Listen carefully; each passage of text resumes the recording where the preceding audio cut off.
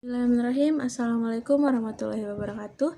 Perkenalkan, nama saya Bunia dengan NPM 21210200027. Saya dari Prodi Hukum Tata Negara Fakultas Syariah. Di sini saya akan menyampaikan mengenai substansi hukum Islam. Makna hakikat sesuatu menurut filsafat. Definisi hakiki atau esensial adalah pernyataan hakikat sesuatu, yaitu suatu pengertian yang abstrak, yang hanya mengandung unsur-unsur pokok yang diperlukan untuk memahami suatu golongan dan untuk membedakannya dari golongan-golongan lain, sehingga sifat-sifat golongan tersebut dapat termasuk ke dalam hakikat sesuatu itu. Definisi yang disebut dalam ilmu mantik atau logika sebagai jami atau memuat dan mani atau menolak adalah definisi yang paling penting dalam ilmu pengetahuan dan filsafat. Definisi itu tersusun dari jenis yang terdekat atau genus proximun dan perbedaan spesifik atau differentia specifia. Jenis atau genus ialah setiap pengertian yang menyatakan hanya sebagian dari hakikat sesuatu. Artinya, pengertian tersebut belum menyatakan hakikat sesuatu itu seutuhnya. Perbedaan spesifik ialah setiap pengertian yang membedakan golongan atau spesies dari jenis genusnya. Misalnya, berangkat budi membedakan manusia atau spesies dari hewan atau genus.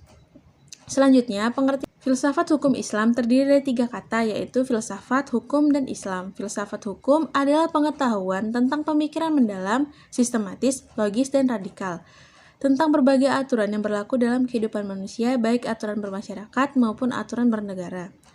Hukum adalah peraturan-peraturan tentang perbuatan dan tingkat laku manusia dalam lalu lintas hidup. Secara ringkat, hukum berarti ketetapan. Adapun pengertian filsafat hukum Islam adalah kajian filosofis tentang hakikat hukum Islam, sumber asal muasal hukum Islam, dan prinsip penetapannya, serta manfaat hukum Islam bagi kehidupan masyarakat yang melaksanakannya. Dengan demikian, yang dimaksud dengan filsafat hukum Islam adalah setiap kaidah atau asas, mabda, aturan-aturan pengendalian masyarakat pemeluk agama Islam. Kaidah-kaidah itu dapat berupa Al-Quran, hadis, pendapat sahabat dan tabi'in, ijma ulama, fatwa lembaga keagamaan.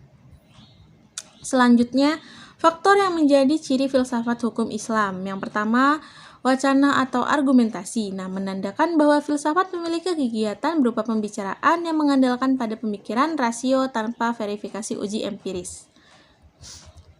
Yang kedua, segala hal atau sekalian alam. Artinya, semua materi pembicaraan filsafat adalah segala hal menyangkut keseluruhan yang bersifat universal. Tidak ada yang tidak tersentuh oleh pembicaraan filsafat. Yang ketiga, sistematis. Artinya, perbincangan mengenai segala sesuatu yang dilakukan secara teratur mengikuti sistem yang berlaku sehingga tahap-tahapannya mudah diikuti. Yang keempat, radikal. Artinya radikal itu sampai ke akar-akarnya, sampai pada konsekuensi yang terakhir. Radikal artinya akal, yang juga disebut arce sebagai ciri khas berpikir filosofis. Yang kelima, hakikat merupakan istilah yang menjadi ciri khas filsafat.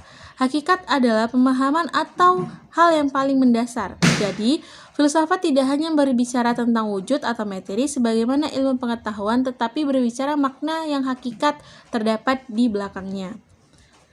Selanjutnya segala hal yang dipikirkan oleh filsuf.